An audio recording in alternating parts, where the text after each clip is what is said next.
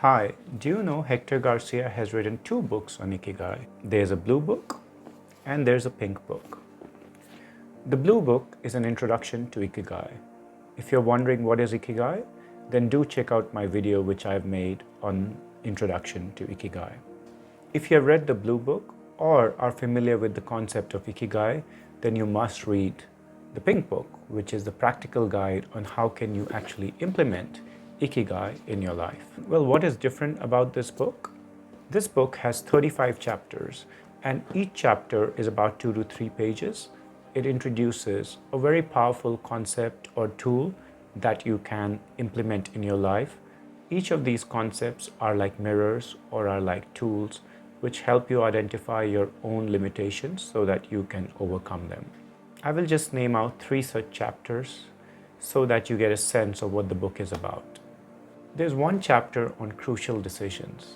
Basically, what it says is your life where you are currently is because of a series of decisions that you have made. However, there are some little decisions that you make every day which don't have a huge impact on the course of your life. There are a few crucial decisions that you have made in life that have had a huge impact on either your career or your professional life or your married life, personal life, social life, whatever. These decisions can be deciding to quit your steady job and start a company on your own. Getting married, having a child, again, are crucial decisions that change their trajectory. The book says in an average human life, there are about 10 to 12 crucial decisions that they're going to take in their lifetime. I think looking in the past and identifying what are the crucial decisions that has led you to your current state of affairs can be a great way for you to understand what decisions you need to take going forward in order to reach your destination. Another chapter is about Shinkansen, the bullet train effect. What it talks about is if you want radical changes, then that is not going to happen from incremental thinking. One needs to take radical thinking. What do I mean by that?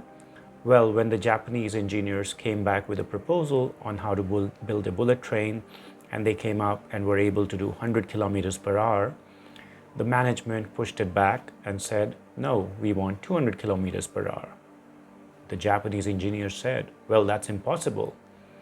The management told them, well, resources are not a constraint. Go figure it out. And what happened afterwards was totally remarkable. The Japanese engineers went back and redesigned and rethought everything from the train tracks, the height of the train, the width of the track, the length of the track, the curvature, everything. And long story short, they were able to achieve the 200 kilometers an hour. This is exactly why and how Elon Musk has been able to come up and launch a space vehicle at 1/10 the cost of what NASA is doing by being able to reuse the rockets, where he challenged and did the bullet train thinking of why does the rocket's body needs to be disposed after every launch. This is the Shinkansen effect. Another concept that the book talks about is presence, undivided attention.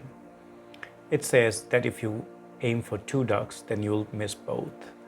It challenges the way we think of how productive work looks like, about being able to multitask 10 tasks and doing them efficiently. In fact, what the book says is multitasking leads to both underperformance as well as burnout. Instead, the book suggests is to divide your day into mini sessions, where each session you provide undivided attention to just one task and one task only. And that will help you get into a state of flow, the deep work, and be able to really come out with good quality work.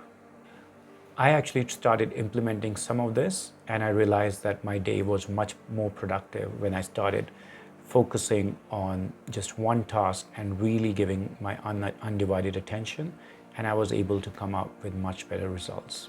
Overall, the book is a great read and takes one on a journey of self-discovery and deep introspection to help one realize and find their own Ikigai.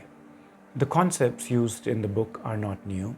It does leverage content from famous authors like Malcolm Gladwell's 10,000 Hours to Achieve Mastery in Any Subject, to the famous 80-20 Pareto rule.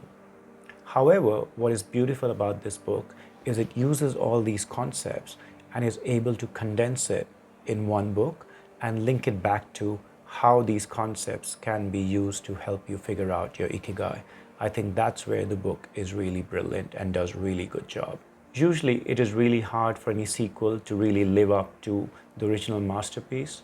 In this case, I think Hector Garcia has done a really good job of first writing a masterpiece with Ikigai and then coming up with a practical guide on how to implement the Ikigai in your life. I think it has really done a good job. For me, I would give it a strong thumbs up and is a strong recommend from my side. I believe that this book will help you discover your Ikigai and will be a great companion on your journey.